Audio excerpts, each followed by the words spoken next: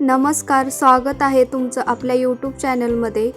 आज मी कटाची आमटी बनवणार आहे, तर त्याची रेसिपी शेअर केली आहे, त्यामुळे व्हिडिओ शेवटपर्यंत बघा। त्यासाठी लागणारं साहित्य इथे मी घेतलं आहे।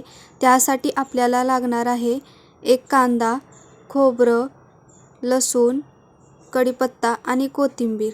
आता सगळ्यात अगोदर मी कांदा भाजून घेणार आहे। तव्यावरती थोडं तेल टाकून कांदा भाजून घ्यायचा। कांदा भाजून घातल्यामुळे आपल्या आमटीला खूप छान चव येते। गावी आहे ना, चुलीमध्ये जो आर असतो त्यामध्ये कांदा भाजून मग तो आमटीमध्ये टाकतात, त्यामुळे आमटीला खूप छान चव येते। अगोदर आहे ना, मी सुद्धा डायरेक्ट गॅसवरती कांदा भाजून मग आमटीमध्ये टाकायची, पण एक दोन व्हिडिओ बघितले की डायरेक्ट गॅसवरती काही भाजायचं नाही।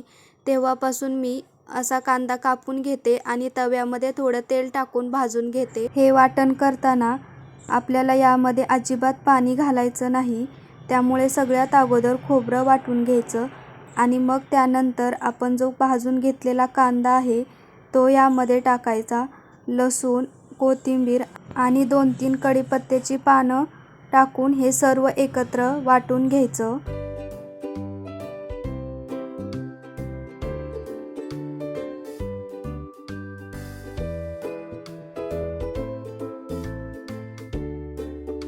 अशा प्रकारे आपलं वाटण तयार आहे। आता आपण आमटीला फोडणी देऊया। त्यासाठी टोपामध्ये मी 2 पळ्या तेल घेतलं आहे। तुम्ही तुमच्या अंदाजाने तेल घ्या।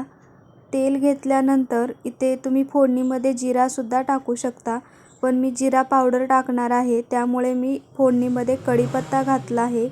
कढीपत्ता घातल्यानंतर आपण जे वाटण करून घेतलं होतं ते टाकायचं आहे।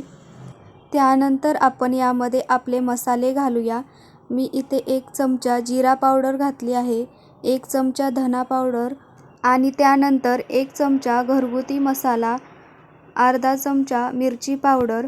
हे मसाले मी माझ्या अंदाजाने घातले आहेत।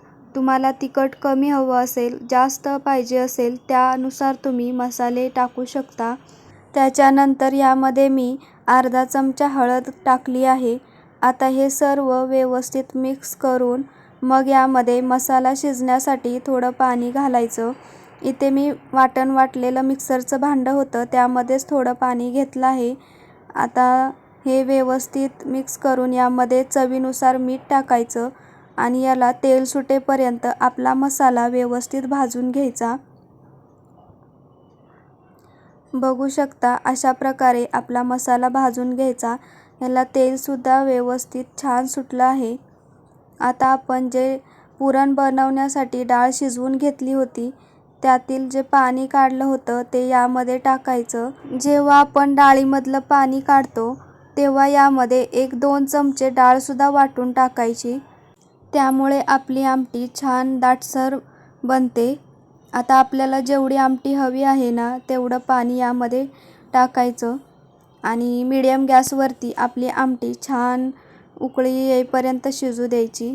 बघू शकता अशा प्रकारे आपल्या आमटीला छान उकळी आली आहे। बघू शकता अशा प्रकारे आपली आमटी बनवून तयार आहे।